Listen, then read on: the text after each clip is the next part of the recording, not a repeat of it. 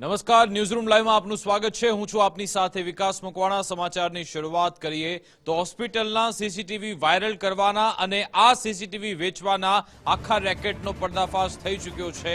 અમદાવાદ અને રાજકોટ સાયબર ક્રાઇમે સંયુક્ત રીતે કાર્યવાહી કરી અને હવે ખુલાસો થયો છે। આ સીસીટીવીને લઈ આજે જોઈન્ટ કમિશનર પોલીસે પ્રેસ કોન્ફરન્સ કરી હતી અને કહેવામાં આવ્યું કે આખી ઘટનામાં મહારાષ્ટ્ર અને યુપીનું પણ કનેક્શન સામે આવ્યું છે। બે લોકોની ઝડપ અટકાયત કરવામાં આવી છે। મહારાષ્ટ્રથી સાયબર ક્રાઇમે બે લોકોની અટકાયત કરી છે। રાજકોટની પાયલ મેટર્નિટીના સીસીટીવી તેમણે જ હેક કર્યા હતા, તેમણે જ ત્યાંથી સીસીટીવી મેનેજ કર્યા હતા એવો દાવો પોલીસે કર્યો છે। કેવી રીતે તેઓ ફૂટેજ લેતા હતા તેની તપાસ કરવામાં આવશે। પ્રજ્વલ તેલી તેનો મુખ્ય આરોપી છે તેવું જેસીપીએ કહ્યું હતું। રાજકોટ સિટી પોલીસનો સંપર્ક કરવામાં આવ્યો। ત્યાંનો સીપી સાહેબ અને ડીસીપી ક્રાઇમ પાર્થરાજ ગોહિલ સાહેબે પણ સારી મદદ કરી અને ત્યાંનો જેટલા લોગ છે યાની કે જ્યાંથી આઈપી લોગ જનરેટ થાય છે સીસીટીવી કેમેરાનો એનો 3 મહિનાનો ડાટાબેઝ લીધું અને પછી અહીંયા મોકલવામાં આવ્યો। રાત્રે આ ડાટાબેઝ અને ટેલિગ્રામ ચેનલ અને યુટ્યુબ ચેનલ્સનો ટેકનિકલ એનાલિસિસ કરવામાં આવ્યો અને ખબર પડી કે આ ટેલિગ્રામ ચેનલ અને યુટ્યુબ ચેનલ આ મહારાષ્ટ્ર, લાતુર, સાંગલી ત્યાંથી ચલાવવામાં આવે છે। તાત્કાલિક ટીમ અમે કાલે રવાના કરી। કાલે રાત્રે આ અલગ અલગ જગ્યાએ જેવી કે પ્રયાગરાજ, લાતુર, સાંગલીમાં કાલે રાત્રે ટીમ પહોંચી ગઈ। ત્યાં લોકલ પોલીસની પણ મદદ મેળવે અને આજે સવારે આ 3 જગ્યાએ સાયબર ક્રાઇમની ટીમો અને ક્રાઇમ બ્રાન્ચની ટીમોએ ત્યાં 3 આરોપીનો અટક કરવામાં સફળતા મળી। આ 3 આરોપી જો છે પ્રજ્વલ અશોક તેલી લાતુરનો રહેવાસી છે, આ મેઇન માસ્ટર માઇન્ડ છે। છેલ્લા 1 વર્ષથી આ ટેલિગ્રામ ચેનલ્સ પર એવા ટાઈપનો વિડીયો ડિસ્ટ્રીબ્યુટ કરતા હતા। એના માટે એના સાથે એક રાજેન્દ્ર પાટીલ સાંગલીનો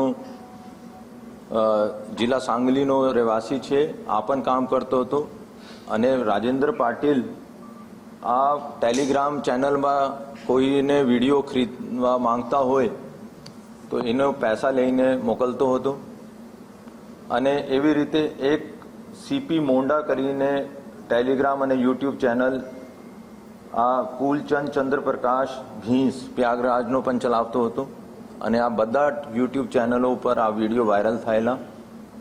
આ લોકોનો અત્યારે ત્યાંથી અમારી ટીમો લઈને રવાના થઈ ગઈ છે। કાલે બપોર સુધી અહીંયા આવી જશે। આ લોકોનો રિમાન્ડ મેળવવામાં આવશે, અટક કરવામાં આવશે। તો ટોટલ 3 આરોપી આ કેસમાં ઝડપવામાં આવ્યા છે અને હવે તેમને પછી અહીંયા લાવીને રિમાન્ડની તજવીજ હાથ ધરવામાં આવશે। ફરી એકવાર ગુજરાત ફર્સ્ટના અહેવાલ પર મહોર વાગી છે। પાયલ હોસ્પિટલના સીસીટીવી કાંડના આરોપી સુધી ગુજરાત ફર્સ્ટ પહોંચ્યો તો ગુજરાત ફર્સ્ટે સૌપ્રથમ હોસ્પિટલના સીસીટીવી કાંડને દર્શાવ્યો હતો। ગુજરાત ફર્સ્ટે જ સૌપ્રથમ રાજેન્દ્ર પાટીલને શોધી કાઢ્યો હતો। સૌ પહેલા જ પ્રજ રાજેન્દ્ર પાટીલને શોધી કાઢ્યો અને આજે રાજેન્દ્ર પાટીલે QR કોડ મારફતે રૂપિયા જ મેળવતો હતો, જેનું નામ આજે જેસીપીએ પ્રેસ કોન્ફરન્સમાં લીધું છે। જનતાને તપાસ એજન્સીઓ સમક્ષ કાંડની માહિતી ગુજરાત ફર્સ્ટે પહોંચાડી હતી। ગુજરાત ફર્સ્ટ ફરી એકવાર જનતાનો અવાજ બન્યું છે। કેવી રીતે ગુજરાત ફર્સ્ટે આખો અહેવાલ બતાવ્યો હતો એ આપણે સાંભળી લઈએ।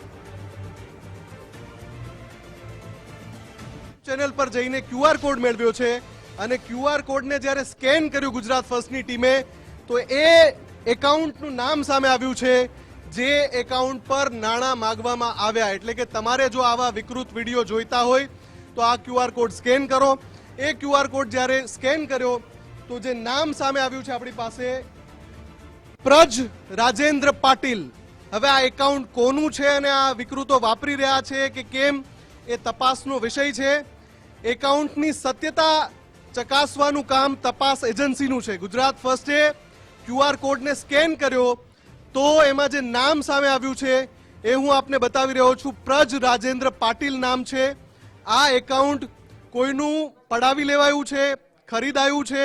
આ એકાઉન્ટના ઓનર આ કૌભાંડમાં સંકળાયેલા છે કે કેમ તે અંગેની કોઈ પુષ્ટિ ગુજરાત ફર્સ્ટ નથી કરતું. તપાસનો વિષય છે. પણ મારી સાથે માનસી પણ છે, વિક્રમ પણ છે.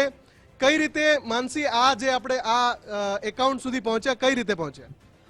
મુફદ્દલ, જ્યારે તપાસ કરવામાં આવી આ એક એકાઉન્ટ પર મેં અને વિક્રમે સર્ચ કર્યું, જેમાં એકાઉન્ટ પર મેસેજીસ કરવામાં આવ્યા. અમે લોકો એવા મેસેજીસ કર્યા કે અમારે આનું સબસ્ક્રિપ્શન જોઈએ છે. ટેલિગ્રામમાં વાતચીત કરી અને એના સબસ્ક્રિપ્શન માટે વાતચીત કરી. વાતચીત કરવામાં આવે છે ત્યારે એક સ્કેનર મોકલે છે અને જ્યારે સ્કેનર મોકલે છે તો એ નામ આવે છે. સ્કેનરમાં એ વ્યક્તિનું નામ આવે છે અને વ્યક્તિનું નામ છે પ્રજ રાજેન્દ્ર પાટીલ, જે દાવો કરી રહ્યું છે. એનો મતલબ એ થયો કે જે એકાઉન્ટમાં આપણે પે કરી રહ્યા છે તે વ્યક્તિનું નામ રાજેન્દ્ર પાટીલ છે અને મહિલાઓના સન્માન સાથે, મહિલાઓની ગરિમા સાથે જ્યાં દુષ્કૃત્ય કરવામાં આવી રહ્યું છે, શક્યતા એવી પણ છે કે આ રાજેન્દ્ર પાટીલ નામના શખ્સે જ આ દુષ્કૃત્ય કર્યું હોય. આખું નેટવર્ક ચલાવવામાં આવી રહ્યું છે. અમને એવું પણ પૂછવામાં આવે છે કે શું તમને હજુ પણ વિડીયોઝ જોઈએ છે, શું તમને આગળ પણ સબસ્ક્રિપ્શન લેવું છે, કયા ગ્રુપનું સબસ્ક્રિપ્શન લેવું છે, તમામ બાબતો પૂછવામાં આવે છે. વિક્રમે વાત કરી છે. વિક્રમ, શું વાત થઈ?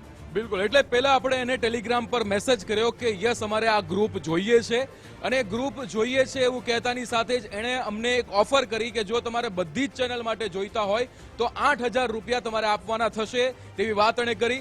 8,000 રૂપિયા આપવાની વાત કરી તો એણે થોડીક વધારે પૂછપરછ કરી, મારા વિશે માહિતી મેળવવાનો પ્રયત્ન કર્યો અને ત્યારબાદ એણે બધી જ ચેનલ માટે અલગ અલગ ઓફર કરી. એણે 8,000ની ઓફર કરી, 4,000ની ઓફર કરી અને QR કોડ આપ્યો હતો અને QR કોડ આપ્યા પછી એણે જ્યારે અમે QR કોડને સ્કેન કર્યો ત્યારે આ નામ જે સામે આવ્યું છે, એક રાજેન્દ્ર પાટીલ સાંગલીનો